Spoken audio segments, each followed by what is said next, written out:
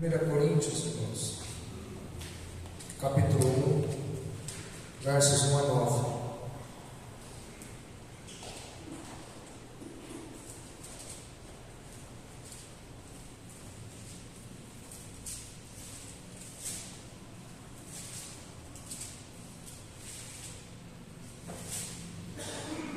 Primeiros Coríntios, capítulo 1, versículos de 1 a 9.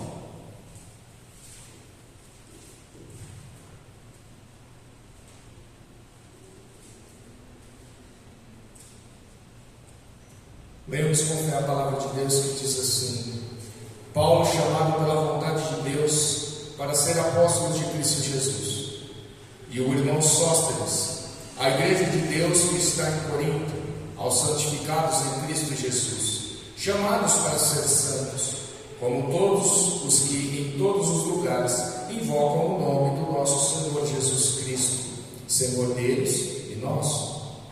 Que a graça e a paz de Deus, nosso Pai, e do Senhor Jesus Cristo estejam com vocês. Sempre dou graças ao meu Deus por vocês, por causa da graça de Deus que foi dada a vocês em Cristo Jesus. Porque em tudo vocês foram enriquecidos nele, em toda a palavra e em todo o conhecimento, assim como o testemunho de Cristo tem sido confirmado em vocês, de maneira que não lhes falta nenhum dom, enquanto aguardam a revelação de nosso Senhor Jesus Cristo. Ele também os confirmará até o fim, para que vocês sejam irrepreensíveis no dia do nosso Senhor Jesus Cristo. Fiel é Deus, pelo qual vocês foram chamados à comunhão de seu Filho Jesus Cristo, nosso Senhor. Vamos orar?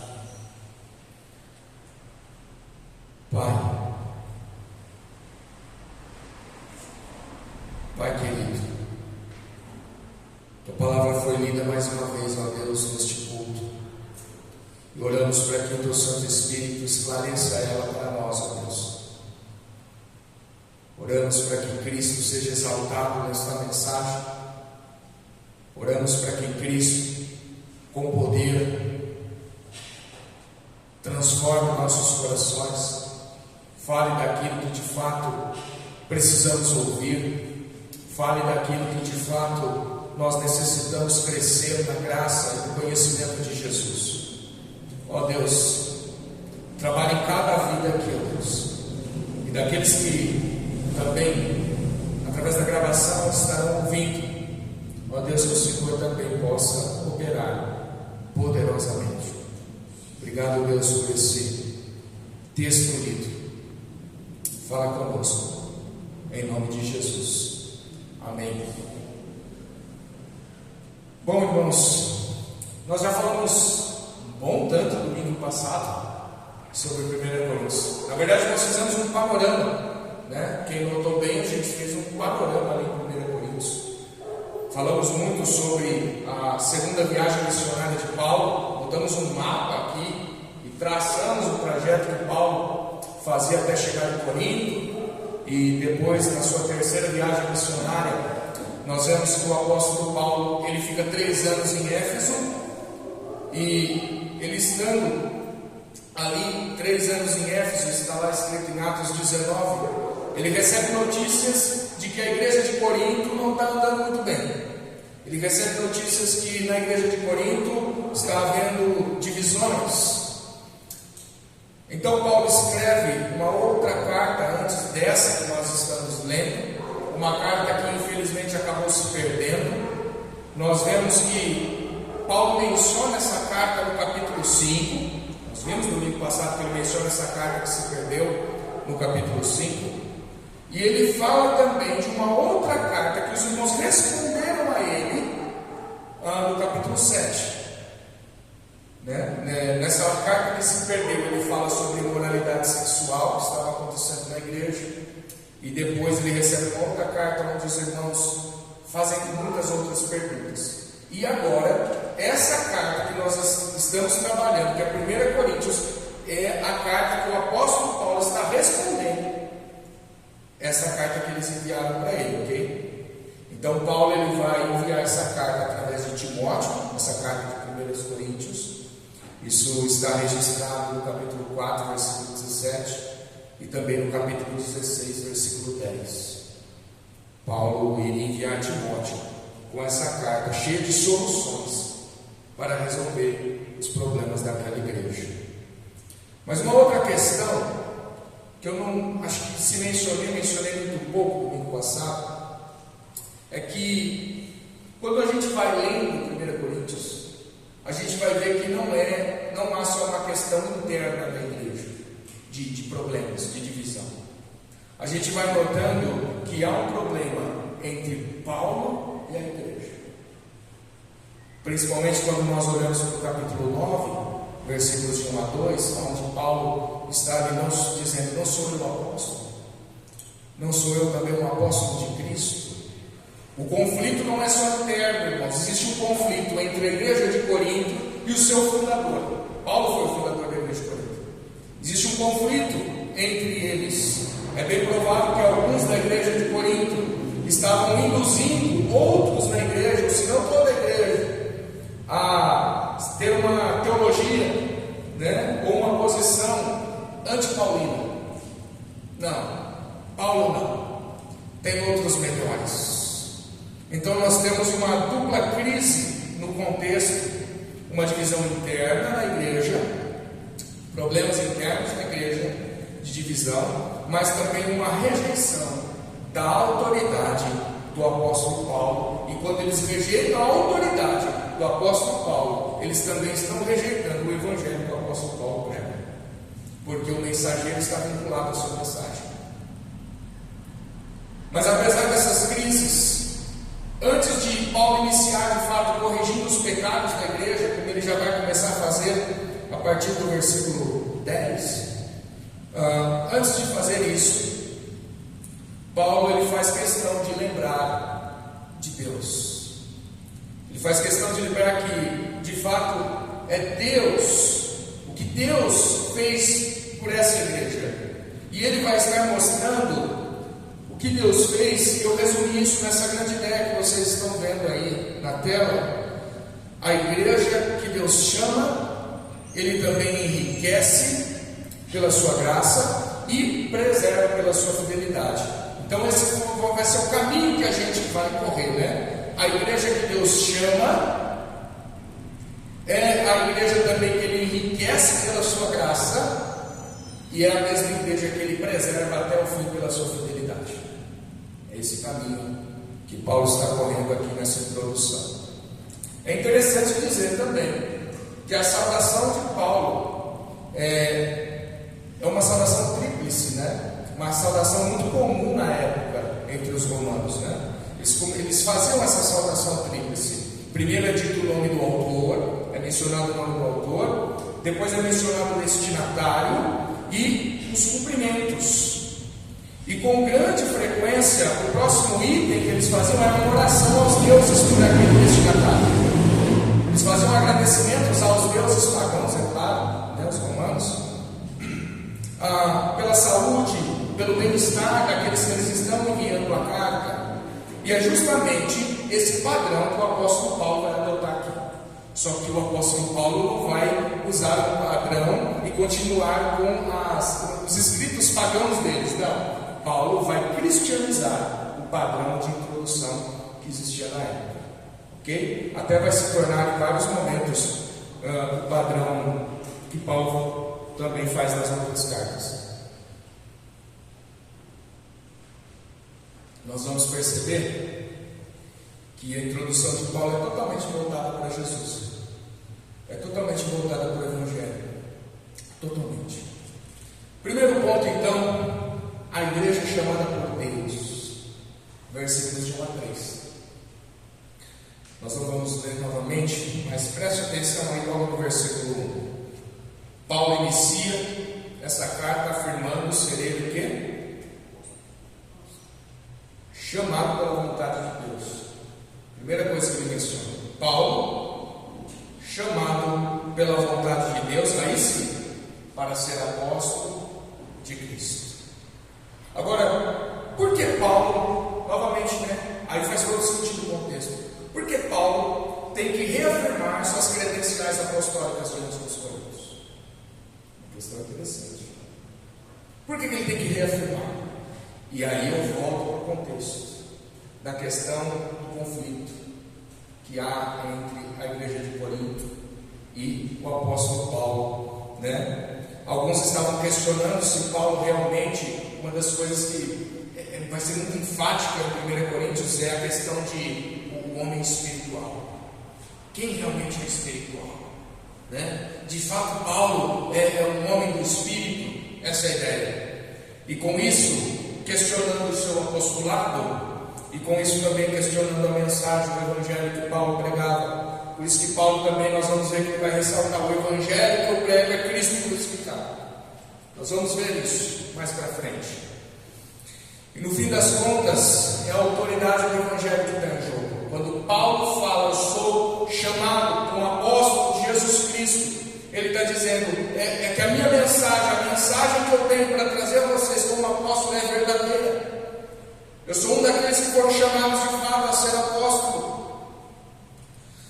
Na percepção dos coríntios, havia homens mais eloquentes, mais impressionantes e aparentemente mais capacitados do que Paulo. Eles vão fazer comparações talvez com Apolo. Então esse início da carta faz toda a diferença no contexto de conflito da igreja com Paulo. E ele faz 3 afirmações aí: meu chamado vem de Deus, eu sou sim um apóstolo, e eu não sou um falso apóstolo, eu sou um apóstolo do Senhor Jesus. A ideia é: eu tenho um verdadeiro relacionamento com o Senhor Jesus, tanto no meu mensagem, tanto na minha vida, como no conteúdo da minha mensagem.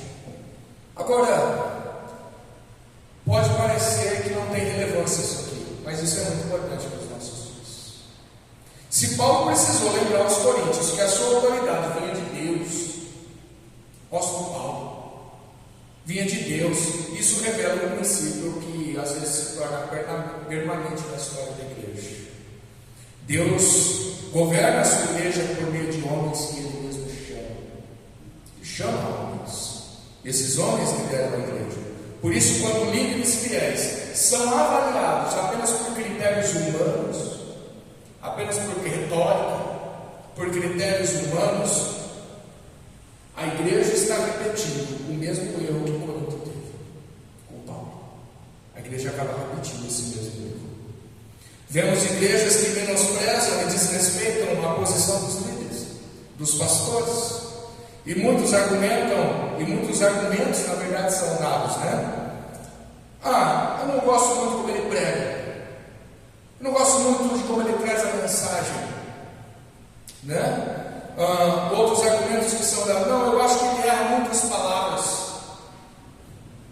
não, ele não parece ser um homem de oração de fato, não parece ser um homem tão espiritual, seu exemplo de liderança não é tão forte assim, não se apresenta de fato como um líder, né? O que mais? Não, esse pastor ele está muito velho, ou totalmente ao contraste, né? Não, esse pastor é muito novo, ele é inexperiente. São argumentos e argumentos humanos para descredibilizar o homem de Deus, para descredibilizar aquele que Deus chama, né? Eu não estou falando aqui, irmãos, de charlatão, de mercenário, de falso pastor, de falso mestre. Eu estou falando aqui de homens de fato que são chamados por Deus, onde muitas vezes são desrespeitados e não é dado devido crédito ao seu ministério, porque são julgados segundo os padrões humanos e padrões errados, né? Não os padrões bíblicos, não os padrões que de fato as escrituras exigem que tenham o nome de Deus. É triste, irmãos, ver líderes da igreja que tem que ficar reafirmando o seu chamado diante da igreja por conta de um olhar errado da própria igreja, por isso. E Paulo está passando por isso aqui também com os coríntios. O apóstolo Paulo, quem dirá eu, quem dirá qualquer outro pastor. Uau! Bem, Junto com Paulo, diz aí o texto que estava Sóstenes. Sóstenes. Nós não temos muitas informações de quem é esse Sóstenes. Na verdade, o nome Sóstenes só é mencionado 2 vezes na Bíblia. Primeiro em Atos, capítulo 18, versículo 17, e aqui nesse texto da introdução de Paulo aos Coríntios. Só nessas 2 vezes. É o mesmo homem? Não sei. Pode ser. Em Atos 18, nós vemos que esse Sóstenes, ele foi espancado diante de Gaio num tribunal. Ele era líder da sinagoga. Talvez ele tenha se convertido ao cristianismo e agora ele está em Éfeso com Paulo enviando essa carta. Pode ser. Mas uma coisa é certa: Sóstenes é um irmão em Cristo. Ao irmão Sóstenes. Provavelmente um irmão que a igreja de Corinto conhecia. E por isso Paulo faz questão de mencionar. Sóstenes está comigo. Versículo 2, irmãos. Paulo continua falando sobre os destinatários. Agora ele introduz os destinatários e ele vai dizer: a igreja de Deus que está em Corinto. A igreja de Deus que está em Corinto. Isso é surpreendente, porque você olha para... Paulo é muito gracioso e misericordioso, irmãos, porque você olha, Corinto é a igreja mais problemática que Paulo já lidou. Todas as cartas é a igreja mais problemática. E Paulo está falando essa igreja de Deus. Essa igreja de Deus. A igreja de Deus que está em Corinto. É interessante, irmãos, que antes de Paulo chamar a igreja de fracassada, Paulo derrama graça. Paulo ele fala com graciosidade à igreja. Antes de tratar dos pecados de Corinto, Paulo lembra que Deus ainda está operando entre eles, apesar das faltas deles.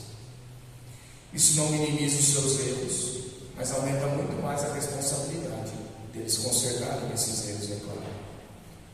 Porque eles haviam recebido muita graça de Deus. Nós vamos ver isso.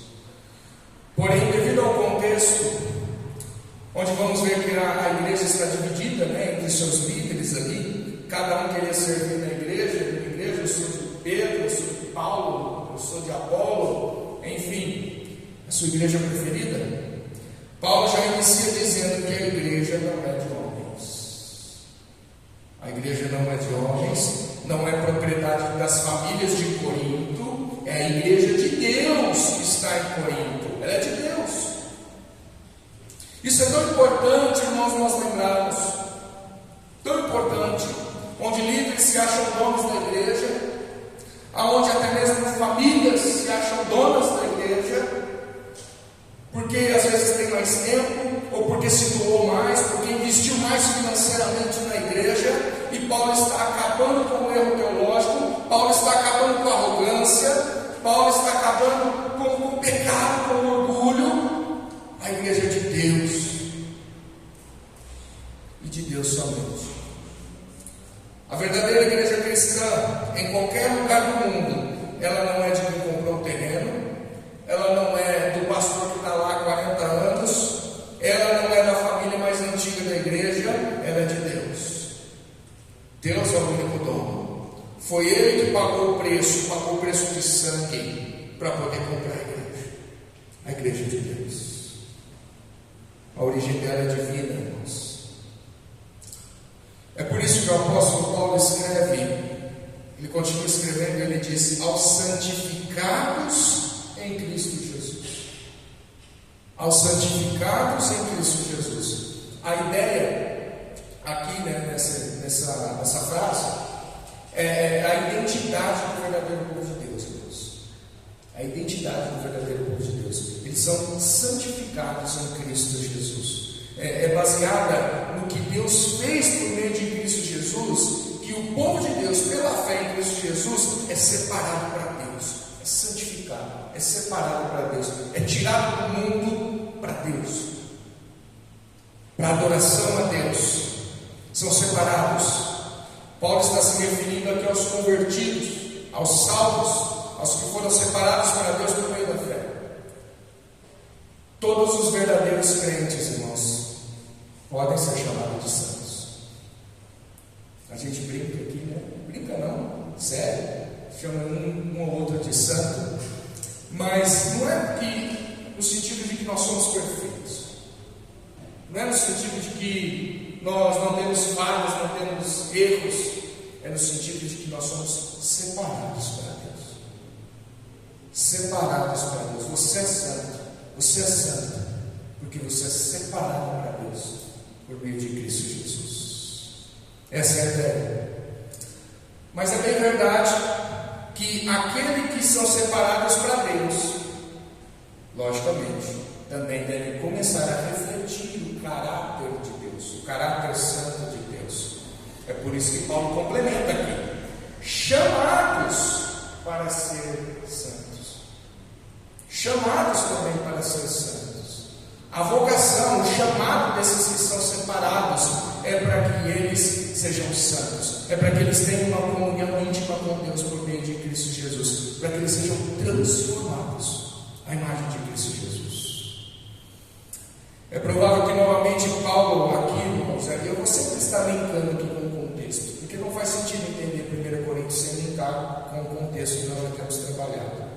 Provavelmente Paulo está buscando o coração dos coríntios logo nessa introdução, porque eles se diziam ter alcançado a senhora espiritualidade, eles se diziam ter a sabedoria que nenhum outro tinha. Porém nós vamos ver que há brigas entre eles. Paulo vai falar que há divisão, há facção entre eles, havia tolerância de imoralidade sexual entre eles.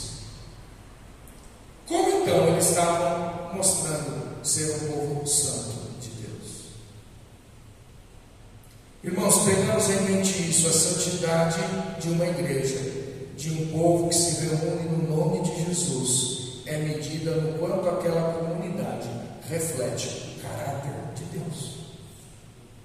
O quanto as pessoas olham para nós e elas conseguem ver Deus em nós.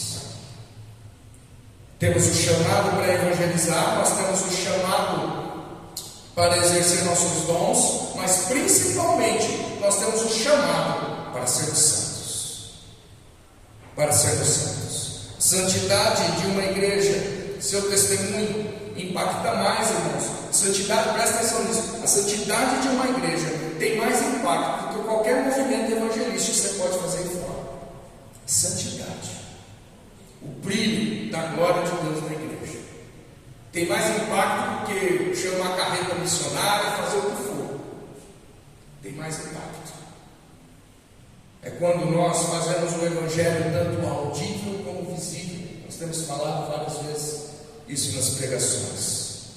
As pessoas querem ver Jesus em nós. Uma das marcas da identidade da igreja é que ela é santa, ou está se aperfeiçoando na santidade. Bom, o apóstolo ainda diz que a igreja local de Corinto é chamada a ser santa, mas não sozinha. Olha o que ele diz aí: com todos, em que em todos os lugares invocam o nome do Senhor Jesus, Senhor deles e nosso. Paulo diz. Me parece que Paulo está dando mais uma leve, talvez alfinetada, logo aqui na introdução aos Coríntios, a igreja de Corinto, de que o chamado deles para ser povo santo de Deus faz parte de um quadro muito maior. Faz parte de um quadro muito maior. A ideia é: meus irmãos, vocês não estão só. É isso que Paulo está falando. Vocês não estão só no seu mundinho aí na cidade de Corinto. Vocês fazem parte de algo enorme. Deus tem chamado para ser separado muitas pessoas do mundo, para também ser separadas para Ele e buscarem a verdadeira santidade em Cristo Jesus. Vocês não estão sozinhos. Em vários lugares há pessoas que estão invocando o nome do Senhor Jesus Cristo. Não são só vocês, mas todo o povo santo de Deus espalhado pelo mundo. Essa parece uma afirmação talvez desnecessária. Ah, pastor, você acha que o povo de Corinto não sabia que tinha mais crente por toda a região, por todo o mundo? Porém, irmãos, lembre-se do contexto. Eles se achavam mais espirituais. mais espirituais. A tendência de um povo assim é se tornar uma seita exclusivista. Sempre que um grupo afirma possuir exclusividade da salvação ou monopolizar, irmãos, a verdadeira igreja de Cristo, eles estão se aproximando de uma mentalidade sectária. E Paulo está combatendo isso. Talvez já se adiantando em combater isso. E como é fácil um grupo se fechar no seu mundinho, em 4 paredes, e se achar mais espiritual do que todas as igrejas, e afirmar coisas do tipo só a salvação aqui, se você for para outra igreja você não tem salvação, né? Afirmar coisas, nós somos a única igreja que prega a verdade, Jesus está conosco e não como o restante dos evangélicos. Então Paulo já está aqui na saudação, dizendo: vocês não são exclusivos, não são os únicos, vocês fazem parte de um grupo muito maior, muito maior. Normalmente, irmãos, como surge uma seita? Um líder ou uma pessoa que se acha mais espiritual que as outras dentro da igreja, é assim que começa a seita. E aí ele sai da igreja, ele monta o seu ministério particular, e aí outras pessoas passam a segui-lo, porque ele traz umas coisas diferentes, ele traz umas revelações diferentes, totalmente fora das escrituras, e o povo cego começa a seguir o líder cego, e ambos caem no buraco. Ambos caem no buraco. Eles ficam hipnotizados pelo novo, sendo que a velha e verdadeira doutrina da verdade, o Evangelho, é que deve ser seguida. Eu sempre digo, irmãos, às pessoas, eu sempre digo aos irmãos aqui, né? As pessoas vão ficar aqui, não porque nós somos a única igreja da verdade. As pessoas que vão entrar e ficar aqui dentro, vai ser porque, não porque eles vão ver que nós somos os donos da verdade, que vamos afirmar que somos os donos da verdade, e sim porque eles se identificam talvez com a liturgia do nosso culto, talvez porque eles se identificam com o tipo de louvor, com o tipo da visão de ministério que o pastor tem, do tipo ou do estilo que ele prega. São as coisas que as pessoas se identificam. É claro, a verdade é a principal, mas não porque nós somos o único nesse bairro ou únicos nessa cidade que pregam a verdade. Tem muitos outros que pregam. Há muitos outros que estão invocando o nome do Senhor Jesus como nós. Nós não podemos ser arrogantes, exclusivistas, mas sim declarar que nós somos mais uma comunidade chamada a ser santa, que declara o nome do Senhor e Salvador Jesus Cristo. Amém, irmãos? Versículo 3, então, vamos partir para a conclusão aí da primeira parte. Paulo encerra essa primeira parte da saudação com um cumprimento de bênção, né? Aos irmãos. Ele diz que a graça e a paz de Deus, nosso Pai, e do Senhor Jesus Cristo estejam com vocês. Esse foi um modelo cristão, irmãos, que Paulo assumiu em todas as outras cartas que ele envia, né? Até as mais antigas você já vê isso. Paulo tem assumido esse padrão. Engraçado, né? Os batistas também. Nós cumprimentamos os irmãos, as irmãs com graça e paz. Graça e paz da parte do Senhor Jesus Cristo. Com a graça nós estamos querendo dizer o quê? Estamos querendo dizer que toda a atividade de Deus na sua vida, na nossa vida, é um favor de Deus para conosco. Nós não merecemos nada. Tudo é graça, tudo é favor de Deus nas nossas vidas. Deus tem sido misericordioso por meio de Cristo. Quando eu digo a você graça e paz, eu estou dizendo que o Senhor continue derramando favor que você não merece. É isso que eu estou declarando. A graça e a paz, que o Senhor continue derramando graça, favores, bênçãos sobre você, que de fato você tem que se lembrar que você não merece. Essa é a graça. Mas também essa graça ela traz a paz. Por isso é graça e paz, né? Nós estamos declarando uns aos outros também que a soma desses benefícios da graça nos trazem a paz que procede de Deus, a paz que excede todo entendimento, a paz que nos dá segurança, a paz que nos dá alegria, a paz que nos dá esperança. Essa é a ideia. Bom, acho que o texto é muito rico, irmãos. Parece simples, mas é muito rico. Eu não vou conseguir explorar tudo aqui. Vamos partir aqui para o próximo bloco. Por falar em graça, né? Paulo está falando aqui de graça. Agora ele vai mostrar como ele agradece a Deus. Como ele agradece a Deus por conta dessa graça ter se manifestado no meio da igreja de Corinto. Olha só, esse é o nosso próximo ponto. A igreja enriquecida pela graça. Versículos de 4 a 7. Deixa eu tomar minha água aqui.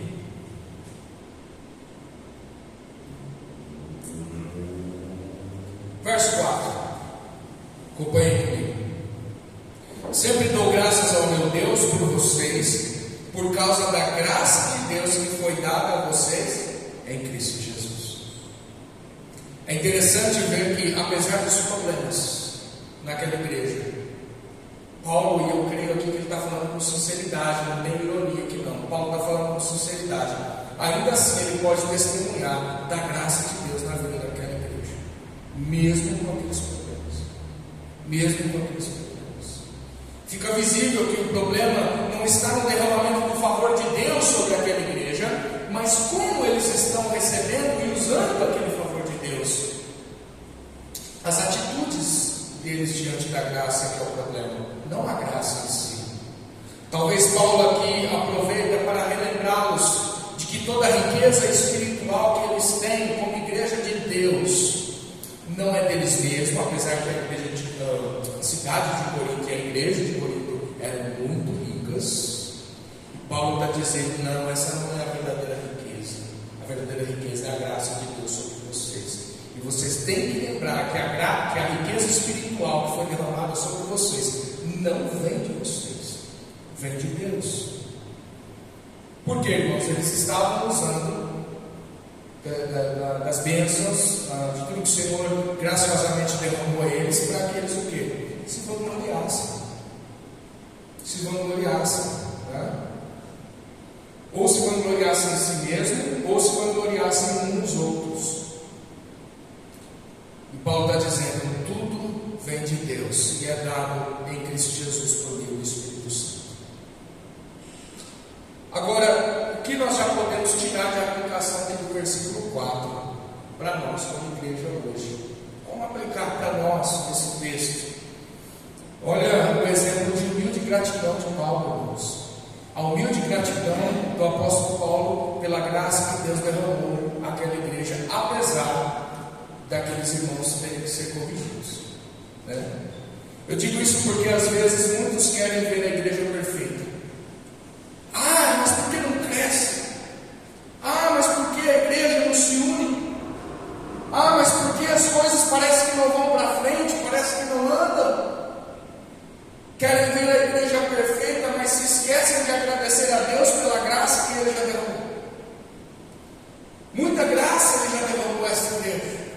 Desde que eu estou aqui, eu tenho visto graça derramada em abundância, falando a verdade. Em abundância, irmãos. Deus tem sido favorável a nós. Deus tem nos capacitado e enriquecido espiritualmente, irmãos. Às vezes nos pegamos muito mais reclamando, porque isso ainda não é assim, porque as coisas não são ainda desse jeito, ao invés de agradecermos pela grande graça que já tem sido derramada por nós em Cristo Jesus. Meus irmãos, Deus tem sido misericordioso no nosso meio. Deus tem mandado novos pregadores. Deus, Ele tem nos colocado pelo menos uma vez por mês num culto na praça para evangelizar. Essa igreja não saía para a rua para evangelizar. Não saía. Pelo menos o histórico que eu sei. Não saía. Não saía na rua. Deus tem nos dado mais membros. Tem se achegado mais famílias. Classes de novos membros. Deus tem sido gracioso.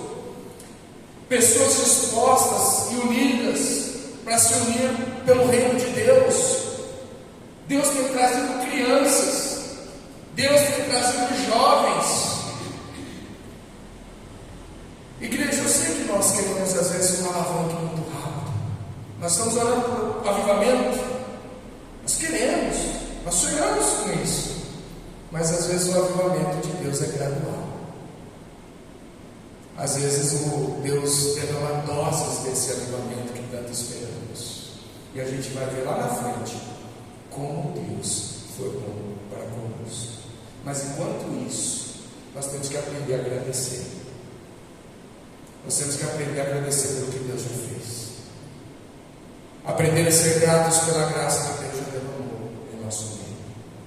Talvez muitas vezes por reclamarmos muito, em vez de agradecer mais, é que talvez Deus não despeje mais. Devemos ser mais gratos. Como Paulo, apesar das falhas da igreja, ele não vê muito, as coisas não estão andando em Corinto, mesmo assim ele dá graças a Deus pela graça que Deus derramou em Jesus Cristo naquela igreja. Agora, o conceito da palavra graça que é charis em grego, aqui se refere a favor imerecido, dado gratuitamente de Deus, né, sem nós merecermos. Só que uma das manifestações da graça de Deus é os dons espirituais da igreja, os dons. A palavra grega até para dons é charisma. Se graça é charis, dom é charisma, dom seria charismata, ou seja, o que eu quero dizer com isso? É que faz parte da mesma origem. Os próprios dons espirituais são originários da graça de Deus derramada na igreja. É justamente desse tipo de graça de Deus que Paulo trata nos versículos 5 e 7. Paulo está agradecendo também pelos dons que Deus derramou aos membros daquela igreja. Essa é a ideia. Eles amavam os dons. Talvez eles amassem até mais uns dons do que os outros, né? Tínhamos ali que eram apaixonados pelo dom de línguas estranhas ou de línguas estrangeiras, enfim. Vamos chegar lá. Eles se engrandeciam nos dons, mas Paulo é diferente. Ele engrandece o Deus que deu os dons à igreja. Paulo é diferente. Ele não engrandece a pessoa que tem o dom, ele engrandece a Deus que deu o dom. Olha o versículo 5: porque em tudo vocês foram enriquecidos nele que é Jesus, em toda a palavra e em todo o conhecimento. O dom que Paulo destaca entre eles, que talvez era o que mais se via na igreja de Corinto, era a questão da palavra. Ele diz em toda a palavra e todo o conhecimento. O sentido que da palavra logos, né, palavra, aqui é que eles foram enriquecidos no quê? No todo tipo de fala, em toda maneira de falar, eles foram enriquecidos. Essa é a ideia. Os discursos deles estavam enriquecidos com todo o conhecimento, com toda a sabedoria. E Paulo destaca isso na igreja de Corinto. Era um dom que chamava a atenção naquela igreja, ou era um dom que eles mais se vangloriavam porque tinham esse dom. Na retórica, enfim, a palavra de sabedoria. 1 Coríntios capítulo 12, versículo 8, é citado esses dons. Diz assim lá: porque a um é dada mediante o Espírito a palavra da sabedoria, a outro, segundo o mesmo Espírito, a palavra do conhecimento. É o Espírito Santo que dá. Por mais que nós veremos que eles não estavam usando de fato esse dom no poder do Espírito, mas eles estavam usando esse dom humanamente falando, né? De forma humana, não tinha edificação da igreja, não tinha a glória de Deus, mas era simplesmente glória própria. Paulo vai repreender eles nisso, mas mesmo assim Paulo dá graça a Deus, porque ele enxerga que Deus superabundou esse dom na igreja.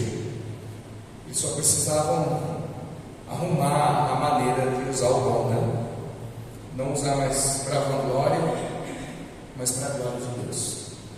Agora, como nós devemos também agradecer, porque Deus tem enriquecido a nossa igreja com a fala do conhecimento segundo Deus, segundo a palavra de Deus. O Espírito Santo tem dotado homens aqui dentro na pregação da palavra. Nós temos vários em aconselhamento, pessoas que conseguem se aproximar da outra e dar uma palavra de encorajamento, uma palavra de sabedoria, uma palavra de conhecimento, instrução particular, não só homens, mas mulheres que dão dons sábios umas às outras, que conseguem, pela graça de Deus, discernir a situação e dizer palavras que são muito ricas para a vida daquela pessoa. Esse dom da fala com conhecimento, consciência da parte de Deus, irmãos, tem sido visto e compartilhado em nosso meio. E por isso nós também devemos ser muito gratos a Deus, como Paulo está sendo aqui. Porém, é um dom que pode levar a uma certa soberba, porque Corinto estava caindo nisso. É um dom que pode levar a uma autoconfiança, se achar superior aos outros. Esse é um dom que tem que trabalhar principalmente a humildade do cristão. A humildade do cristão. Em lembrarmos sempre que nenhuma palavra proveitosa de edificação sai da nossa boca, se não for Deus que de fato coloca na nossa boca para que seja dita. Se não for Deus que dê a sabedoria. Esses dons não são evidência do quanto somos bons. Oh, como eu sou bom, como eu falo bem, uau, como eu prego, ai, como eu aconselho. Não, esses dons são evidência do quanto Deus é bom, do quanto Deus é bom para a sua igreja. Não nós somos bons, Deus é bom, Deus é misericordioso. É justamente o que Paulo diz no versículo 6. Ele diz assim, não só no versículo 6, mas no começo do versículo 7, onde os dons que Paulo era grato são evidência de que o testemunho de Cristo, ou seja, o evangelho que Paulo tinha pregado entre eles, é verdadeiro no meio da igreja. Ou tinha se tornado, presta atenção aqui, isso é importante, os dons são evidência de que o evangelho é verdadeiro. Olha que coisa. Nunca tinha parado para pensar nisso. Estudando aqui que eu fui perceber isso. O versículo 6 diz: assim como o testemunho de Cristo tem sido confirmado em vocês. E aí, olha a evidência do começo do versículo 7. A evidência desse testemunho de Cristo. De maneira que não lhes falta nenhum dom.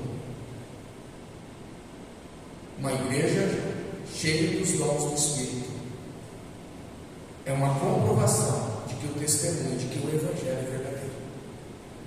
Olha que legal. Paulo, quando ele esteve em Corinto, ele pregou, ele deu testemunho da morte e ressurreição de Jesus Cristo. E o próprio Deus confirmou que essa mensagem é verdadeira quando eles creram, sim, e quando foi concedido o Espírito Santo a eles, sim, e também quando o Espírito Santo encheu aquela igreja de dons. Dons espirituais. Meus irmãos, vocês já pararam para pensar nisso que a gente está falando? Que os dons dados à igreja também testificam que a mensagem do Evangelho, que o testemunho de Jesus Cristo, ele é verdadeiro no nosso meio.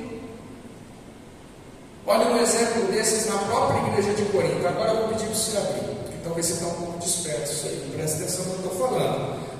Capítulo 14, versículos 24 e 25.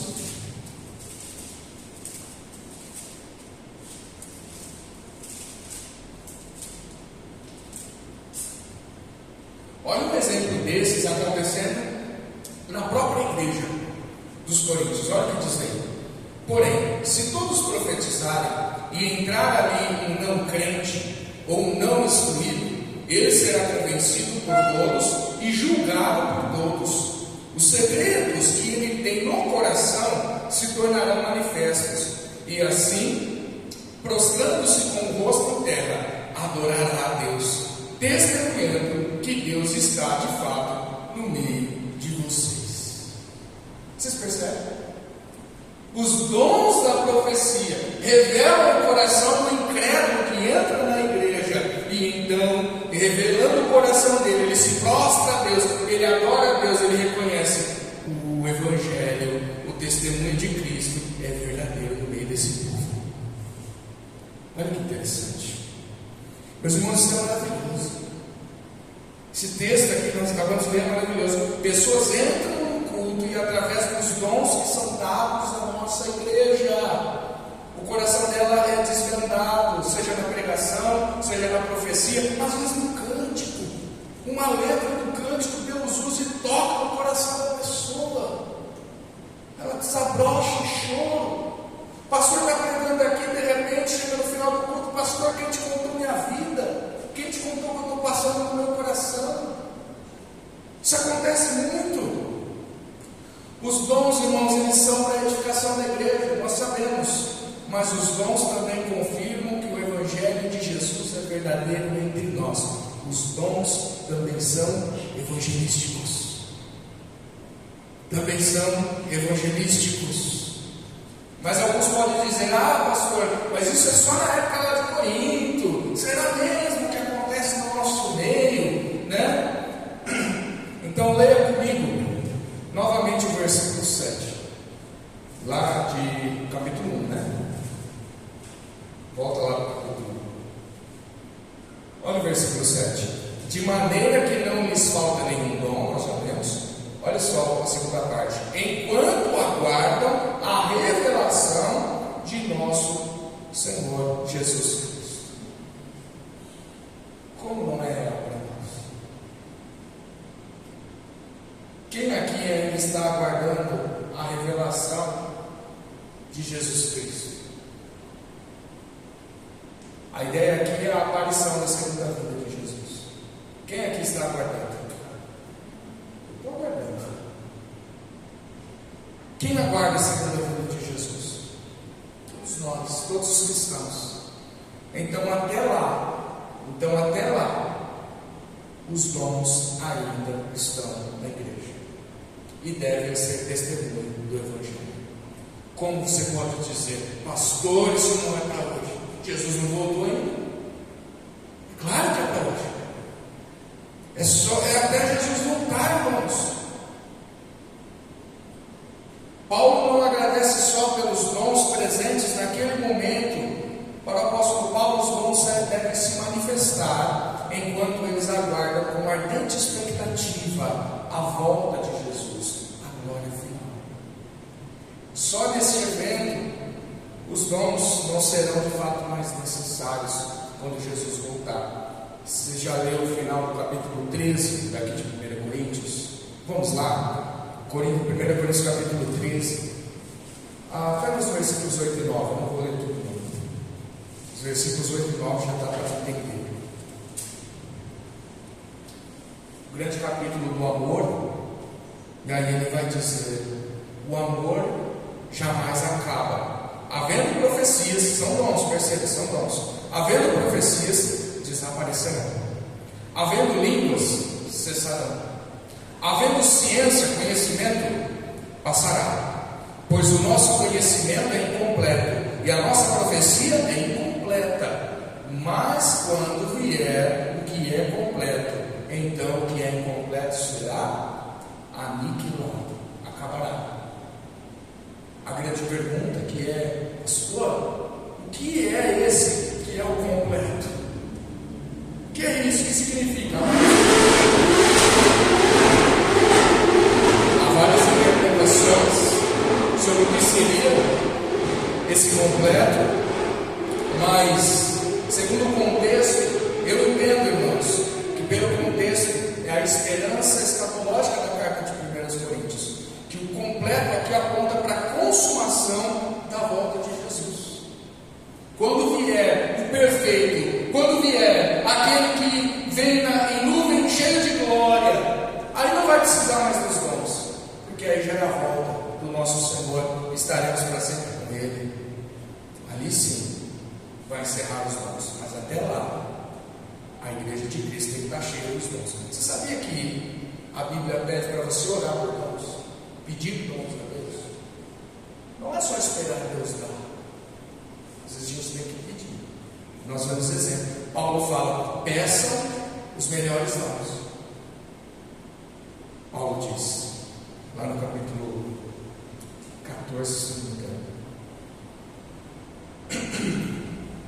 Nunca pense, meus irmãos, que os seus dons, os dons que o Senhor Jesus te deu, não podem ser mais usados. Nunca pense isso. Até lá, meus irmãos, até Jesus voltar, deixa eu te falar uma coisa: você pode tirar férias, mas seus dons não podem tirar férias. Os dons da igreja não tiram férias. A pessoa pode aposentar, mas os dons da igreja não pode aposentar. É até Jesus voltar, irmãos. Isso aqui é um exemplo de que mesmo a pessoa às vezes sendo mais de idade, mesmo a pessoa sendo um pouco mais limitada fisicamente ou mentalmente, ela e suas limitações, é claro, ela ainda deve buscar exercer os dons que Jesus deu a ela. Não pode paralisar os dons. Os dons não podem ser paralisados. Talvez de maneira menos intensa, mas não podem, devem ser usados, não podem parar. Até quando partirmos, ou até quando Jesus volte, os dons devem ser utilizados. Pense nisso, isso. Pense nisso. Às vezes colocamos tanta esperança na nova geração. Quando chegar pessoas novas, então o louvor vai encher. Quando chegar pessoas mais jovens, então as coisas vão começar a acontecer. Não aposente seus dons. Você pode ser usado, muito usado aqui. Muito usado. Muito. Nós devemos buscar estar ativos com os dons que o Espírito Santo nos dá. Pastor, mas eu acho que já passou da época. Já estou cansado, pastor. Já deu para mim. Eu acho que eu não consigo mais participar do louvor. Já passou da época de pregar, pastor. Não quero. Não dá mais para mim. Evangelismo, pastor. Sei lá se eu vou tentar andar tanto assim. Nós estamos aqui, nós estávamos com. Nossa, olha como Deus é tremendo. Olha o exemplo que eu lembrei. Missionário Manuel. O velhinho não aguentava nem andar direito. Ele dava um lance assim, mais ou menos de uns 3 metros de andada, e parava no banco para sentar.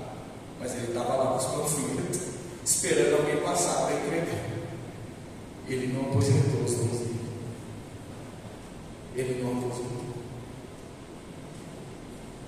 Nunca pense assim, meus irmãos. Mesmo com as suas limitações, não deixe de usar o seu dom, ou até que você vá, ou até que Jesus volte. Amém? Esse caminho no texto que Paulo está tomando, com o argumento agora mais voltado para a volta de Jesus, um argumento mais voltado para a escatologia, nos leva ao nosso último ponto, aonde nós vamos ver que a igreja é preservada pela fidelidade de Deus até a volta de Jesus. Isso está nos versículos 8 e 9, os dois últimos versículos. Diz assim o versículo 8: Ele também os confirmará até o fim, para que vocês sejam irrepreensíveis no dia de nosso Senhor Jesus Cristo. O propósito de Paulo tem em vista, é muito semelhante a uma carta que ele já escreveu anteriormente, 1 Tessalonicenses, onde ele escreve assim no capítulo 3, versículo 13, que ele diz assim: a fim de que o coração de vocês seja fortalecido em santidade e isento de culpa na presença de nosso Deus e Pai, na vinda de nosso Senhor Jesus com todos os seus santos. Percebe a semelhança aqui com o que acabamos de ler em Coríntios? É a certeza que Paulo tem, irmãos, de um desejo que Paulo, aqui em Corinto, ele está afirmando que Deus garantirá até o fim, com o propósito desse povo dos coríntios serem apresentados irrepreensíveis. O que significa essa palavra? Ou seja, é alguém sem culpa, será apresentado sem culpa naquele grande dia da volta de Jesus, inculpáveis no dia do juízo final, porque receberam a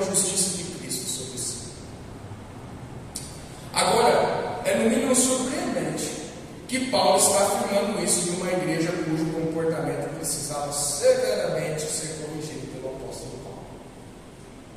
Mas qual seria então a resposta entre a afirmação de Paulo, que nós acabamos de ver aqui, Deus vai confirmar vocês até o fim, versus o comportamento imaturo da igreja de Corinto? Qual é? E a resposta está no começo do versículo 8. Ele também os confirmará. Paulo não está confiando na igreja. Paulo está confiando nele. Nele que é Deus. Deus os confirmará até o fim. É porque a confiança de Paulo não está nas pessoas da igreja, não está nas pessoas da igreja de Corinto, é que ele pode então ter essa confiança de que as coisas vão dar certo até o fim. É porque ele confia em Deus. Deus vai trabalhar nessa igreja. Deus vai trabalhar graciosamente nessa igreja e vai preservar ela até o fim. É isso que Paulo está dizendo aqui, irmãos. Essa é a resposta do dilema entre a imaturidade da igreja e a afirmação que Paulo faz aqui de que o Senhor os preservaria até o fim na volta de Jesus. Paulo entende que a obediência desses irmãos seria consequência da graça preservadora de Deus na vida deles. Porque Deus os preserva, eles iriam também perseverar até o fim. Essa é a ideia.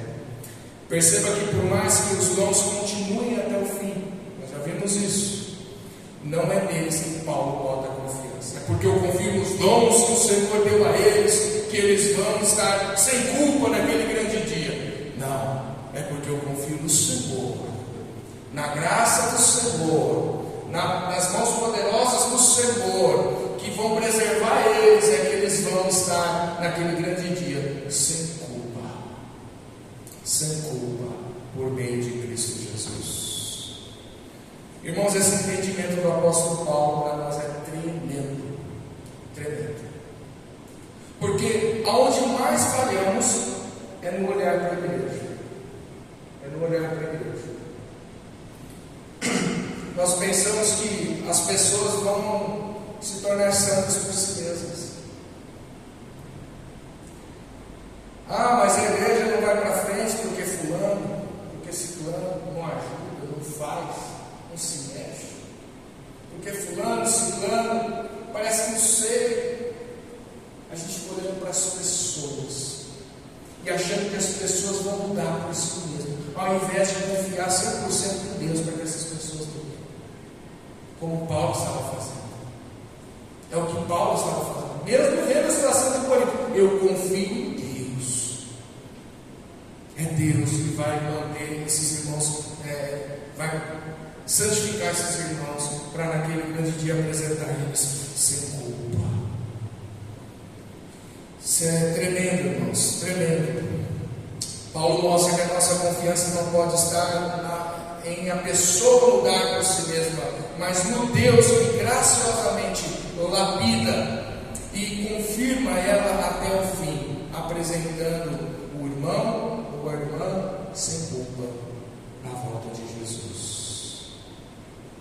Igreja, é tanta imperfeição em nós, em mim, em você. A gente não gosta de ficar olhando no espelho e ficar vendo nossas imperfeições físicas, mas se você costuma olhar para a Bíblia e olhar suas imperfeições espirituais, hoje você já se acha muito perfeito. Nós não somos perfeitos. Há muita maturidade, há tanta coisa a aprender, há tanta coisa ainda a crescer. Mas para tudo isso mudar, nós de fato não devemos confiar em nós mesmos. Nós de fato não devemos olhar para nós mesmos, nós devemos olhar para quem Paulo olhou. Ele nos confirmará até aquele grande dia. Não é confiando nos dons, não é confiança na música que é tocada, não é confiança na maneira de pregar, não, toda a confiança direcionada ao Deus eterno, de quem são todas as coisas e para quem são todas as coisas. É para Ele. Mas pastor, como você pode ter tanta certeza assim, de que Deus vai agir dessa forma? Irmãos, olha o versículo 9, o último versículo. Fiel é Deus, fiel é Deus, pelo qual vocês foram chamados à comunhão de seu Filho Jesus Cristo, nosso Senhor. Fiel é Deus. Aqui está a certeza de que seremos achados inculpáveis naquele dia, porque Deus é fiel. Ele é fiel à sua aliança por meio de Jesus Cristo. Apesar de nós às vezes escorregarmos nas nossas infidelidades, Deus permanece fiel, não a nós, a sua aliança feita na cruz do Calvário. É aquela aliança de sangue que nós celebramos na ceia nessa manhã. Deus não muda, Ele é sempre confiável, incapaz de alterar suas promessas. A fidelidade de Deus faz parte do seu caráter santo, mas o apóstolo Paulo fala do caráter fiel de Deus, apontando para quê?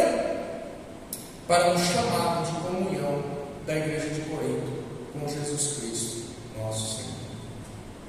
Ou seja, a fidelidade de Deus em ter chamado e salvo esses irmãos aqui de Corinto serve de esperança da salvação deles até o final, até a volta de Jesus. O próprio Deus que os chamou é o que continua confirmando a fé deles em comunhão, também pela comunhão que eles têm com Cristo por meio do Espírito Santo. Essa palavra comunhão é muito importante aqui. É a palavra koinonia, enfim. E nós devemos ter essa comunhão com quem diz o texto? Com Cristo, com Jesus Cristo. Porque nós não apenas estamos em Cristo e assim libertos da culpa do pecado, mas também nós devemos estar não só em Cristo, mas em comunhão com Cristo. É o que Paulo está dizendo aqui. A ideia é vida com Jesus. A ideia é ter um relacionamento profundo com Jesus, estar junto com Ele, andar com Ele, aprender dele, ter relacionamento não só com Ele, mas com toda a sua família, ou seja, a igreja. Essa é a família de Jesus. Koinonia não significa apenas amizade, ela comunica participação, compartilhamento e união. É isso que nós devemos ter com Cristo e uns com os outros. Nós vamos bater sempre nessa tecla, irmãos. Unidade, união.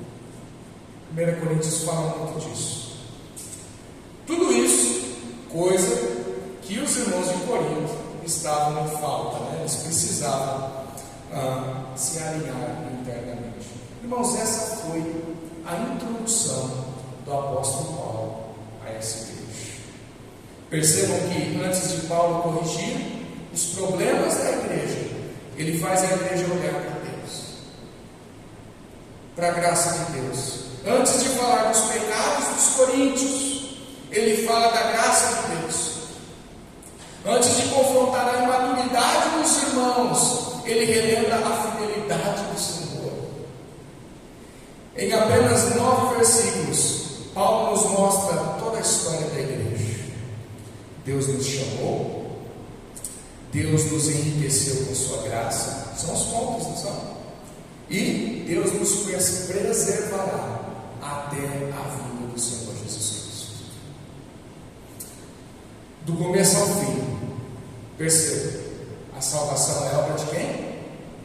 De Deus. De Deus.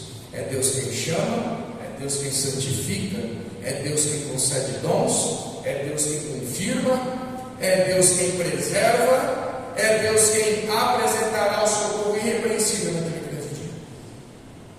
E tudo isso acontece por meio de uma única pessoa que vocês Eu passei batido aqui, na primeira vez que eu li, de uma única pessoa, Jesus Cristo, nosso Senhor. Você já notou o quanto se repete Jesus Cristo nesses versículos? Praticamente todo versículo que tem aqui se repete. Percebam uma coisa extraordinária, né? Em apenas 9 versículos, Paulo menciona repetidas vezes Jesus Cristo. A igreja é mencionada porque ela pertence a Cristo.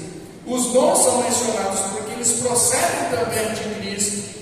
A perseverança é mencionada porque depende de Cristo. E a esperança futura é mencionada porque termina na volta de Cristo. Tudo converge para Cristo. Olha só, versículo 1, apóstolo de Jesus Cristo. Versículo 2, santificados em Cristo Jesus.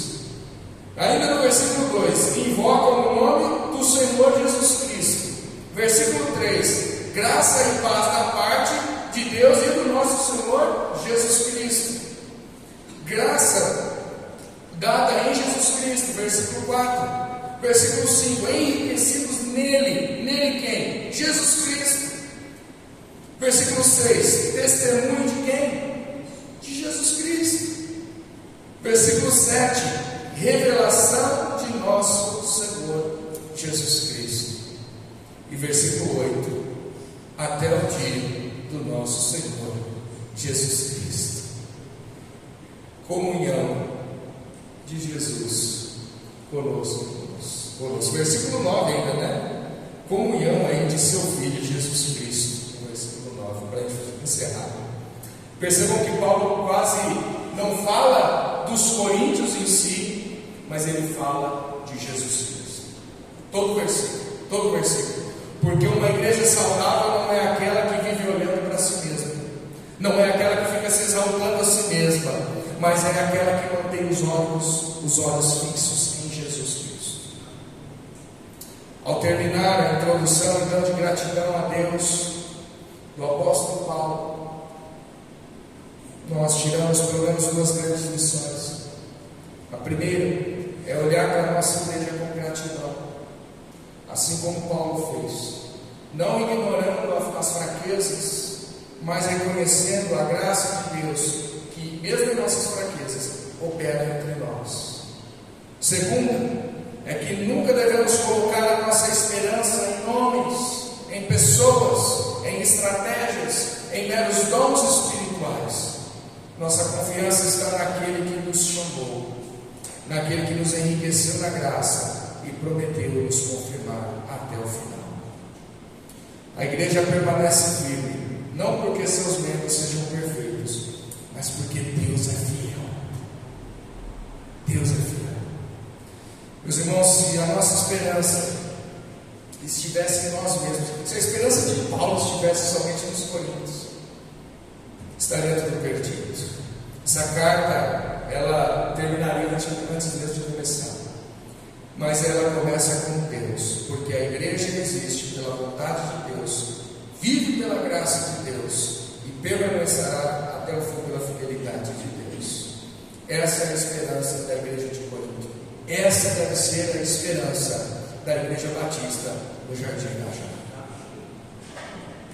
Essa é a esperança de toda a igreja que está em Cristo Jesus até o dia do nosso Senhor. Amém, Deus? Vamos orar. Deus Santo, mais uma vez te agradecemos, Pai, pela exposição da tua palavra. Coisas tão profundas e ricas aqui, ó Pai. Peço perdão de talvez não ter habilidade suficiente para explorar tudo, mas te louvo, porque apesar da nossa fraqueza, o Senhor tem derramado graça sobre nós. O Senhor tem derramado conhecimento, tudo para a edificação do teu povo, e esses dons também, ó Pai, como nós vimos aqui, maravilhoso isso, também declaram o Evangelho aos incrédulos. Confirmam que o Evangelho é verdadeiro em nosso meio. Obrigado, Deus, porque o Senhor nos confirma até o fim. Porque apesar das nossas faltas, nós não devemos olhar uns para os outros, mas de fato olhar para Deus, aquele que também o apóstolo Paulo olhou, confiando que os apresentaria à igreja sem culpa diante do Senhor Jesus. Obrigado, Deus, pelo tempo aqui com o teu povo. Venhamos agora exaltar esse último louvor, cheio de gratidão no coração, por tua maravilhosa graça, nosso Deus. Em nome de Jesus.